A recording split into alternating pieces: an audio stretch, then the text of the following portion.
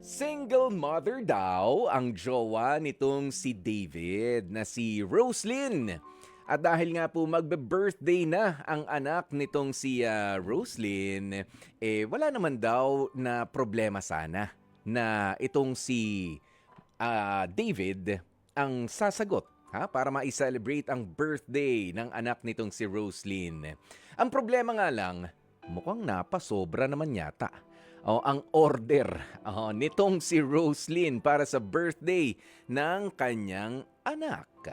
Paano ba naman, ito raw girlfriend ni David, parang sinagad na raw hanggang umorder pa ng lechon.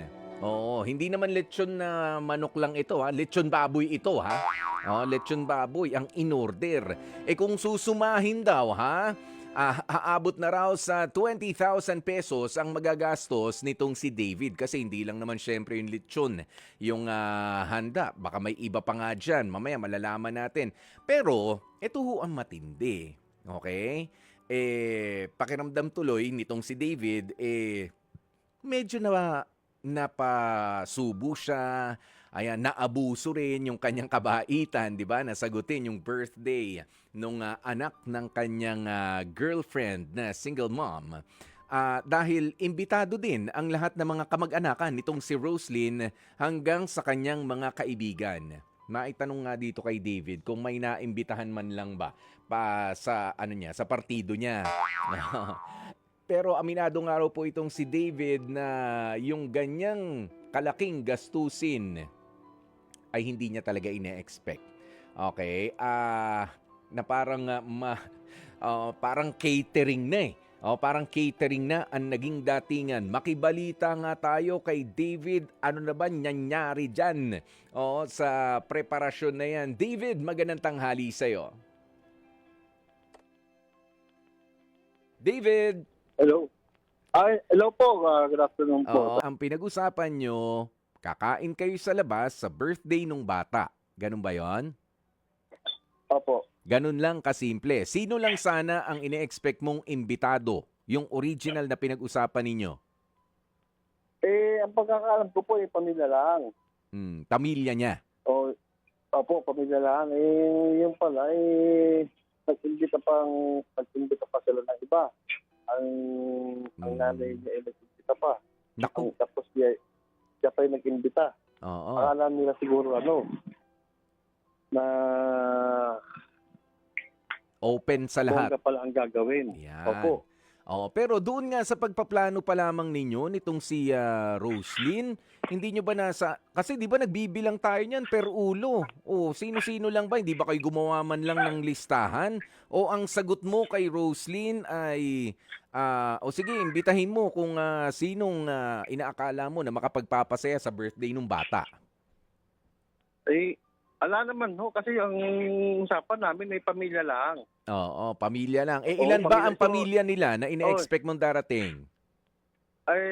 Ang pagkakaano ko po pagkakatansya ko ala pang 10 Mhm. Kung meron man siguro hindi naman naaabot ng 15 katao. Basta yung pagkakaano ko. Yun. Kaya ang bala ko lang sana meron naman kasing nauuso naman yung bilao package. Maganda din naman, masarap naman din yun. Okay. Kaya lang napasobra yung nila. Napasobra na. Kaya lang, napasobra. Nagulat lang ako dun sa lechon Uy! Oo. Sabi ko, bakit may lechon? Hindi ba may nagbigay nun? Po? Hindi ba may nagbigay lang o in-order niya na hindi mo alam? Kasama ho sa in-order niya Uy. Oo, kako hindi naman magdidebut na gayang anak mo. Kung gayo. Ilang taon na nga yung bata? Tinatanong ko na to kanina David. Ilang taon na yung bata? Magwawalong taon pa lang Okay. Yun. Ibig sabihin, tinalunan ka. Doon sa, kahit na sinabi mo, nasagot mo lahat. Sinabi mo ba nasagot mo lahat? O hati kayo? Sabi ko ang sabi ko lang naman ako'y parang aambag. Kung kakayanin ko naman, bakit naman hindi? Kako, di sasagutin ko, kakong gayon. Kung kakayanin ko, kakong gayon. Oh, siguro doon yun ang tumatak sa isip nila, yung kakayanin. Hindi nila na ano yung phone. Mhm. Okay, ibig sabihin tapos na ito. Hindi pa ho, paano pa lang? Hindi pa nangyayari. Pa, paano pa lang ho ngayong Oo. mga April? Oo. Ayan, pero nakapag-usap na ba ulit kayo nitong si Roslyn? Kasi ibig sabihin may pagkakataon ka pa. May pagkakataon ka Yun pa nga. na teka lang yung lechon, cancelin mo na. Hindi pa naman Oo. lulutuin yan eh. Buhay pa yung Oo, baboy, baka pinalalaki pa. pinipilit ka ho na ituloy. Uy. Sino Kasi raw nga ang daw, sasagot? marami na raw na ano. Yun nga inaano nila na akong sasagot. Sabi ko, sandali. Nasobra naman ata yung ano mo. Sabi Mm-mm. kayo. Mm-mm. Nasobra naman. Ayun na. Pero sabi mo nga kasi mag-aambag ka lang. Ibig sabihin tutulong. Oo. Tutulong. Oo, tutulong. Diba? Kapag ka mag-aambag ka, tutulong ka. Oo, sabi ko ako kayo. Pero lumalabas ngayon, sagot mo na lahat. Bukod doon sa Oo. mga bilao, sa ibang mga pagkain, ikaw yun, Oo. ikaw ang sasagot doon, plus may lechon baboy.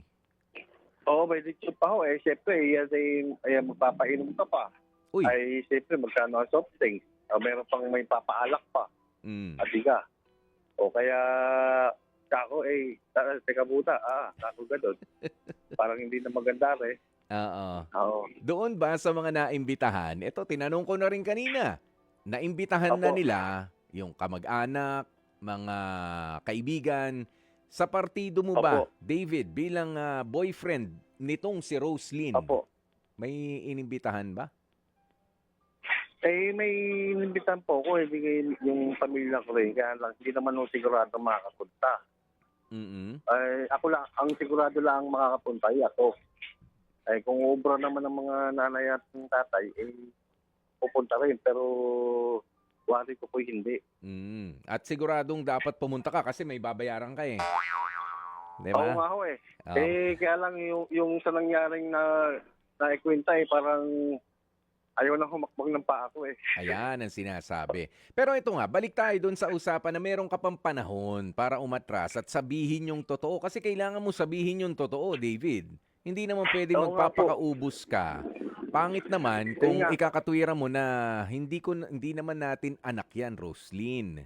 'Di ba? Hindi. Alam ko na pamahal na sa'yo yung anak ng partner mabait po ang mo. bata. Yes, oo, nandun tayo. Napapala po. Ang problema kasi, David, yung magulang nga. Yung magulang, po, yung nanay. Napasubra parang nagkaroon sabi ko nga sabi pa nga sa aming mga Katagalogan nasobra ang yabang. Ayun nga. Parang napayabang ng konti. Napayabang ng konti. Konti pa yun. Halagang mahigit 20 mil. Iyak akong gayon. So ngayon, honestly, David, Apo. kaya o hindi? Siguro ho, kung honestly po, hindi ho kaya. Kalaki nun . Parang, Baka kulangin pa yun. baka kulang. Tunay po naman, siyempre, yun ay pagkain na. Yung kwenta na yun, ala pa yung mga inumin. Kakong gano'n . Sabi ko Baka magpapabili pa ng damit. Baka ho. Di ba? Hindi, siyempre, sabi, regalo. Kapag pala regalo, siya. Correct. Diba? Ayan. Pero ito, David, matanong lang kita, gaano na nga kayo katagal nitong si Roslyn na magkarelasyon? Mahigit na magdadalawang taon na ho. 2 taon. Sa 2 taon na yan, meron ba o nakaugalian ba nitong si Roslyn na gumagawa ng desisyon na ikaw naman ang magkakaroon ng responsibilidad? Katulad niyan, meron siyang preparasyon, pero sagot mo ito. Baka na pamihasa mo rin na ganyan siya. Hindi naman po kasi wala naman nung nangyari sa amin gayon kasi nga magtrabaho din siya. Pag kami lalabas, lalabas ako ng nililigaw pa lang. Kasi bilang lalaki naman, ako sumasagot. So yung ganung punto. Siyempre, pag tayo lalabas, makikipag-date, kadalasan ay budget lang yan eh. Oo, Hindi naman iba yan yun. yung talagang Oo. Iba. ubos-ubos eh. Mm. Nung naging kami na, ala naman. Ngayon lang ito nangyari. Ngayon lang. Opo. Anong sabi niya? Nung nagrereklamo ka na, teka lang, masyadong malaki, masyadong bongga yung preparasyon mo, hindi kaya. So, yun nga sabi, marami daw na-imbitahan ng nanay niya. Oh, edi sila magbayad. At saka may mga na-imbita. Ang lasa ko po, siyempre, yung mga na-imbita, ay siya, magdadala din yan. Mm. Yung inimbitahan ay mag-iimbita rin po. Sigurado yan. Magpapasama. Oo. Kaya hindi... May Lalo na utas-utas na ang bulsa. Oo, meron pang ano yan, may malamang, meron pang kasamang ano yan, kasama nila si Shawi. May kanya-kanyang Oo. Sharon Cuneta yan. Kaya nga po. Ayan Meron pa yung ganyan. mga karay-karay pa na ano. Nga kakong gayon parang nasabi ko naman na sa kanya, sabi ko masyadong malaki ata yung ano mo Sige. kakong gayon. Ito. David, ang sabi dito merong comment dito si Gil Enriquez. Ang sabi niya, bakit hindi mo obligahin hindi obligahin yung tatay ng bata? Bakit sa boyfriend ipasasagot yung panggastos sa birthday? Ayan tayo Huwag ipilit kapag wala namang sobra-sobrang pera. Dapat ganyang mga okasyon ahead of time pinaghahandaan na. May 12 months para pag-ipunan yung ganyang mga bagay. Tama nga naman na hindi mo ipasasagot dito kay nang basta-basta na lang dahil may nag-offer na tumulong at hindi naman sasagutin. 'Di ba? Oo. Sige. Anong nangyari? Parang nagkagulatan Hindi, sandali ganito. Anong reaksyon ni Roslyn nung sinabi mo na teka hindi ko kaya 'yan? Wala lang. Nag-iba po yung lasa ng niya, yung kanyang itsura, yung parang naramdaman ko na parang nagkakaroon ng parang dismaya, kaya ako sabi ko nga sa kanya, ako yung nagpapakatotoo lang sa'yo, kaya ayoko magyabang-yabang sa iyo. Tama. Kako ang ano nga daw, sabi ko pagtapat yan kako makakatulong ako, pero hanggang ganito lang sa kanya. Sige. Hindi ko kaya ng Oo. yung Ayan. pinapangarap din at gusto din. Correct. David, ito pa, may isa pang reaksyon. Si Fema Pascual, ang sabi niya, naku David, kausapin at ipaintindi mo yan sa girlfriend mo. Oo, kung ano lang yung budget na meron ka. Diba? Ito nga po. Po. Sa ngayon ba, David, syempre, kahit pa nga naman sa April yan, alam mo na kung magkano yung darating na pera. Sa ngayon, ano yung maluwag sa kalooban mo na maitutulong, maiaambag? Kasi yan naman yung original na pinag-usapan ninyo. Mag-aambag ako sa celebration ng 8th birthday ng anak mo. Mga magkano? Ang sa totoo ko, may hawak ako din mga nasa 5,000 pa lang. Oo. 5,000 pinaka na yun. Kasi nga po, sagad na yun. Sagad na yun. Oo nga po, kasi kasi meron nga po yung mga dala-dalawang day. Yeah. Tama naman yun. Oo, tama naman yun. Okay. Nasa linya naman natin, ito, nandyan lang rin sa Laguna, para magbigay ng kanyang reaksyon o opinion dito sa pinag-uusapan natin, David, na pinaako na sa'yo yung obligasyon para sa paghahanda sa anak ng yung girlfriend. Si Madison ng Laguna, magandang tanghali sa'yo, Madison. Magandang tanghali, Kuya Poy. Madison, ano sa tingin mo? Kasi binanggit na raw nitong si David doon kay Roslyn na hindi ko kaya, nasa 20,000 na yung babayaran natin at obligasyon na kailangan bayaran sa April na birthday ng bata. Kailangan niya bang panindigan na yan o kailangan paghandaan? Baka mauwi pa na ipangutang yan. Okay lang ba na umabot sa ganun? Naku, ayun ang hindi po pwede. Kailangan, Sir David, maging wais ka. timbangin mo yung mga bagay-bagay. Kasi kapag ipinilit mo yan, tapos sabi mo nga hindi mo kaya, ang ending is ikaw din ang mahihirapan. Ayaw naman natin, yun yung para lang masabi kapag pagarbo kami ng pa-birthday, pero ang totoo, inutang lang din naman. Ayaw naman natin ng ganon, di ba? So kung ngayon pa lang, nagkaka-issue na kayo sa ganyan, di kayo nagkakaintindihan. What more pa, kapag ang issue ninyo is mas malaki na compare sa ganyan. Birthday pa lang yan. Yes, first stage pa lang yan, Kuya Paul. Kumbaga, ano pa lang yan, yung sinasalang pa lang kayo sa kalan. Hindi pa totally kumukulo. Pinag-iinit pa lang, Ngayon, pinag-iinit. Yes, nag-iinit na.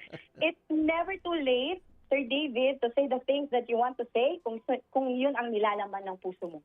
Dapat, kung mahal ka niya, maintindihan ka niya na hindi mo kaya. Yeah. Say the things in a nice way, yung hindi atake ang mafe-feel niya. Baka mamaya kasi sinasabi mo, pangit naman yung approach. Hindi rin naman niya, gusto yon, di ba? So the best pa rin yung magpapakain ka na kaya ng bulsa mo. Yan. Gusto ng puso mo, hindi aaray ang bulsa, yun ang sabihin mo sa kanya. So totoo na may napakinggan ako kanina yung ng nakikinig. Sabi niya, totoo yun, huwag ipilit kapag hindi kaya. Pinagpaplanuhan niya ng mabuti, Sir David. Hindi yung para kang sa gera, susugod ka, na hindi ka handa, wala kang armas. Nakalimutan yung Tapos, baril. Nakalimutan magsapatos. Yes, nakalimutan yung baril. Hindi pinaghandaan. So, may isi-share akong Bible verse sa'yo, Sir David, sa Hebreo 13:5. Sabi dito, huwag kayong magmukhang pera at mesiyahan na kayo sa anumang nasa inyo. Sapagkat sinabi ng Diyos, hindi kita iiwan na pababayaan man. So sinabi na, lesson daw, huwag ka maghangad ng sobra. Kung anong meron, makontento tayo. Yan. Yun lang yung pinakaano ko kay Sir David. Madison, maraming salamat sa iyo, ha? Gusto ko yung sinabi mo na kung ano talaga, yung sinasabi ng puso mo, yun ang sundin mo. 'Di ba? Kasi yun din ang sabi ng sex bomb. 'Di ba? Kung ano ang nasa puso mo, sagot, Madison. Sundin mo. Pero yung sinabi rin ng sex bomb, kailangan ba ni David na mag-get out na sa relasyon? Hindi naman siguro, no? Hindi naman. Kuya Poy, siya pa din magda-decide niyan. Kasi kung sasabihin ko man na, maghiwalay kayo kung di naman din niya hiwalay. So, at the end of the day, it's your decision to make. So, yun. Okay, Madison, maraming salamat ulit sa opinion mong yan at mga paalaala rin dito sa ating kapatid na si David. Okay, David. Opo. Alam mo, malinaw naman dito na ikaw naman nasa tamang punto. Ngayon, ano ang ipinag-aalala mo? Nag-aalala ka ba na ikaw ay hiwalayan itong si Roslyn kung sakali na tanggihan mo na itong nasagutin yung buong amount? Sa tingin mo ba darating sa puntong ganun? Tingin mo ba mababaw lang itong si Roslyn? Hindi ko po, pwede pong gayon. Actually, iniisip ko lang naman din yung bata po kasi gusto ko lang naman maging masaya rin yung bata. Kaya nga lang, ang iniintindi ko lang yung bata kasi mabait po sa akin yung bata. Kaya lang, inaanap nga lang na masyadong malaki yung gusto nila mangyari. Sandali lang tatayo lang ako. Kasi nga, alam mo, David, ayan, at para doon sa iba, rin, ang iniisip mo yung bata, tama yan, na maging masaya siya. Kaya nga tinatanong ko kanina, meron bang pinili na maging bisita yung bata? Siya na ba yung nag-iimbita? Di ba hindi naman? Hindi nga po Kasi ganito, makinig ka, David. Ang mali sa ugaling mga Pinoy, yung birthday ng mga anak nila, ginagawa nila na parang birthday nila mismo. Ha? Tunay po. Oo, ginagawa na parang birthday nila mismo. Unang-una, sabi mo kanina, sino ang mga nag-imbita? Di ba si Roslyn, yung nanay niya, di ba, naimbita na yung mga kamag-anakan, yung mga, kilala ba talaga ng 8 years old na bata, yung mga kamag-anakan niya. Maganda ang intensyon na makilala yung mga pinsan, mga tsuhin, di ba? Maganda yon yung intensyon. Pero sino talaga? O para sa kaligayahan ang pinag-uusapan natin, na kaligayahan nung bata. Okay, may imbitahan yung mga kamag-anakan, pero yung mga kaibigan talaga ng mga kalaro nung bata, naimbitahan kaya? Yun nga po, hindi ko po alam, pero yun nga po expected ko. Ang mga bata lang talaga mga mga bisita. It's a children's Karamihan. party. Oo. Kaya nga po, Bakit nandyan yung mga, di ba? Pero ayan nga yung pinupunto ko dito, di ba? Maling kaugalian ng mga Pinoy. Ang nagbihis ng maayos yung nanay, yung tatay, nagpa-picture, nag-arkila ng ganito, nagpakain ng ganyan. Para ano? Para may masabi na, uy, dun sa bata, meron ba nagsasabi na ang sarap naman ng handa mo? Wala.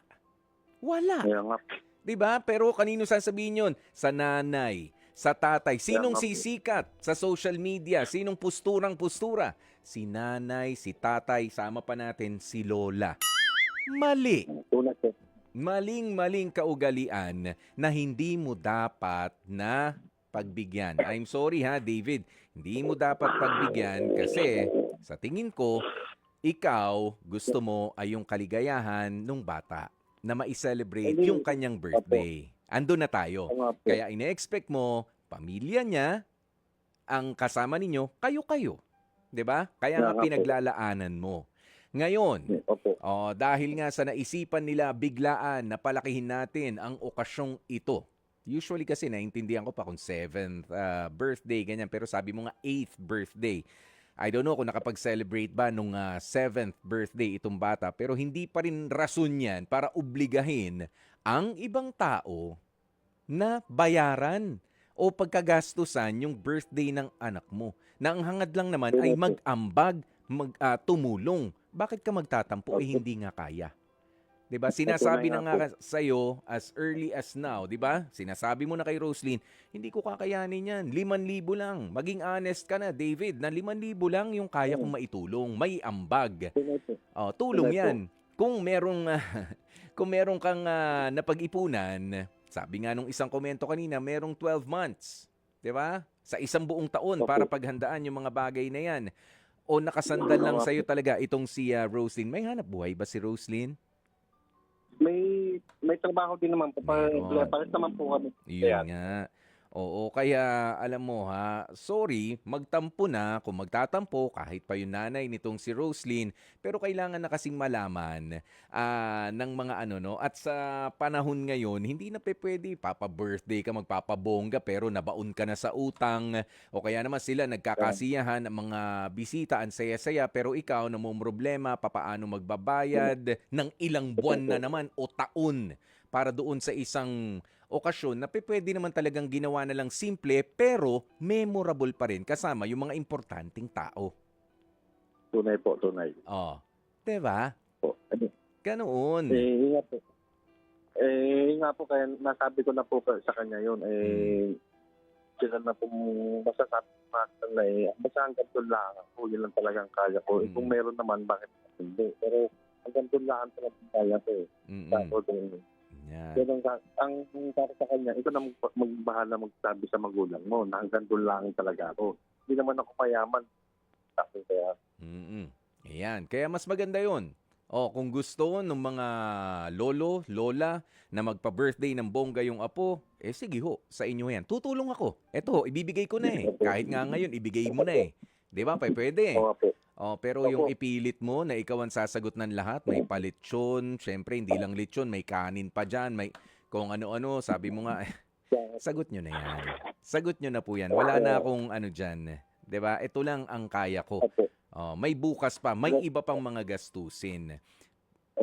Napapakatotoo lang naman ako sa kanila. Yan. At ako rin, nagpapakatotoo lang rin ha, para dito nga sa mga ganitong klase, ginagawang dahilan yung birthday ng mga bata para sila ay pumustura ng husto, pumorma, magpasikat sa mga kaibigan na hindi naman maaalala nung bata, na hindi naman kilala nung bata na bumi-birthday. 'Di ba? Iimbitahan si ganito, si ganyan kasi mga kilalang tao o kaya mayaman. Ano ka nag-expect ng maganda-gandang birthday present o gift mula sa kamag-anak mo na pero ipinangutang mo yung pampa-birthday ninyo.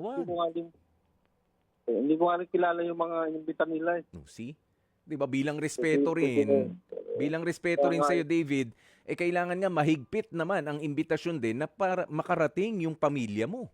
Kaya nga tunay. Kung sino-sino, baka baka mamaya yung imbitahin nila Ano? Mas malakas pang kumain sa akin.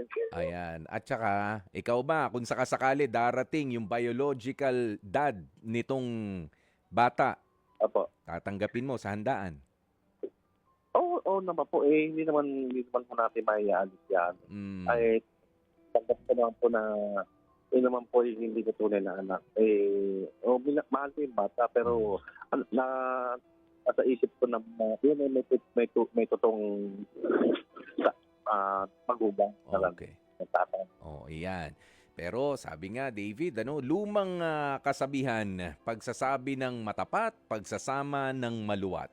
Kahit pa nga itong si Roslyn ay sumama ng loob diyan sa ipinupunto mo, hindi naman kasi mali yung ipinapaalala mo sa kanya.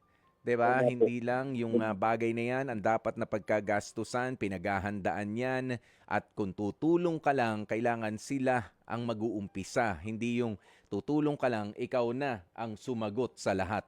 Mali 'yun. Okay. Sige. O David, panindigan mo na. O na hanggang dito lang ho talaga.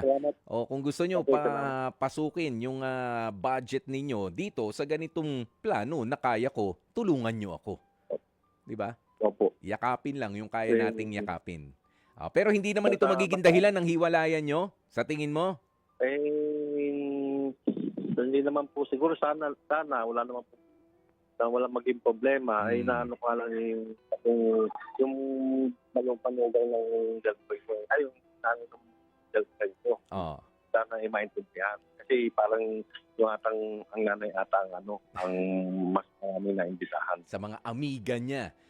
Wala. Kailangan kausapin nyo ni Roslyn. Nanay, ano ba tawag mo, tita? Nanay? Ay nanay na rin po. Kasi baka inimbitahan ng kanyang buong Zumba squad eh. No, kaya nga sabi mo, Nay, pasensya na ho kayo. Hanggang dito lang yung kaya ko eh. Kung gusto nyo, mag-contribute din kayo. Pero hindi na ikaw ang magsasabi nun. Si Roslyn na yun. No, kung gusto nila. Na magtulong-tulong. Opo, basta ako yung sinabi ko kung hanggang saan lang ako. At tandaan, dapat yung happy na birthday nung bata ang siguraduhin. Hindi yung happy na birthday nung barkada ni Lola. O nung barkada ni Nanay. Hindi yun ha. Yung happy birthday nung bata. Mga kaibigan niya. Yun ang imbitahin. 8th birthday? Mga Zumba classmates ang iimbitahin ng Lola.